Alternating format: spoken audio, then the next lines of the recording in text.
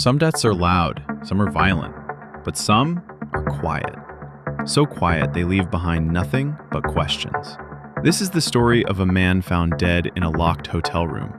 No wounds, no signs of a struggle, just a mystery. Welcome to Under the Veil. This is room 348. On the night of September 15, 2010, Greg Flanagan checked into the MCM Elegante Hotel in Beaumont, Texas. Greg was a 55-year-old oil and gas executive.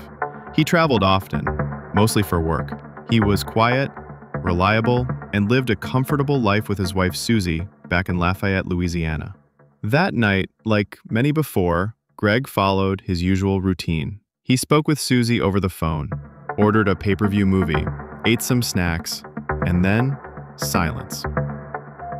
The next morning, when he didn't show up for a meeting, his colleagues got worried. A hotel employee went to check. They found Greg lying on the floor near the bed, fully clothed, seemingly asleep. But Greg was not asleep. He was dead. Police siren. Police arrived. The room was undisturbed. No broken windows, no forced entry, no blood, no sign of violence. To the officers, it looked like a heart attack. He was a middle-aged man. He smoked, he ate candy, not a huge stretch, right? But something didn't sit right with his wife, Susie. She wanted answers. When the autopsy report came back, the story changed. Greg Flanagan had not died of natural causes. His insides were a mess.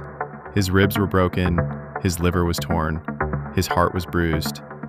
He had internal bleeding, massive trauma, but there were no external wounds, no bruises, no cuts, no gunshots, nothing. The injuries were more like those you'd see in a car crash or a severe beating. But in that neat hotel room, with the door locked from the inside, impossible. This was now a homicide case, but there were no clues, no suspects, no leads. Susie Flanagan, heartbroken but determined, hired a private investigator, Ken Brennan. Ken was a former DEA agent, a no-nonsense type of guy, the kind of person who doesn't let a puzzle go unsolved. He went to Beaumont, retraced Greg's steps, and studied the room. He read every report, interviewed every person, watched every surveillance video. Something was missing, but not for long. Ken noticed the small things.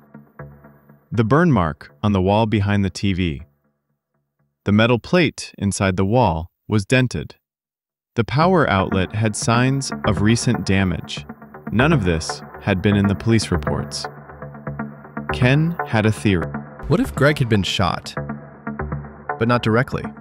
What if the bullet came from next door? He looked at the floor plan. Room 349 shared a wall with 348. Ken checked the guest list. That night, room 349 had been booked by a group of electricians working on a job nearby. He tracked them down. After some pressure, one of them cracked. That night, the guys in room 349 had been drinking. One of them had a .45 caliber pistol. They were messing around. One of them pointed the gun and boom, a single shot. The bullet went straight into the wall.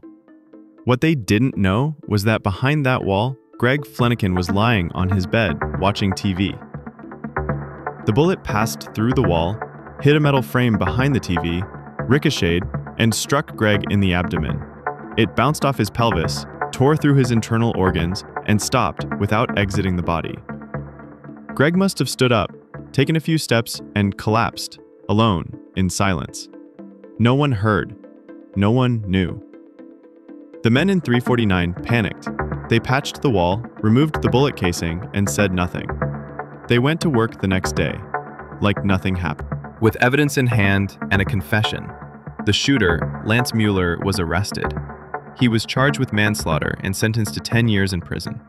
Greg's death was ruled accidental, but justice had a name now. And Susie finally had answers. Greg Flanagan died not from rage, not from revenge, but from recklessness. A tragic, silent accident hidden behind a hotel wall. Sometimes, evil isn't loud. Sometimes, death doesn't scream. It whispers. It hides. It waits under the veil. If you found this story chilling, don't forget to subscribe and join us as we uncover more true crime stories buried in shadow. Until next time, stay curious and stay safe.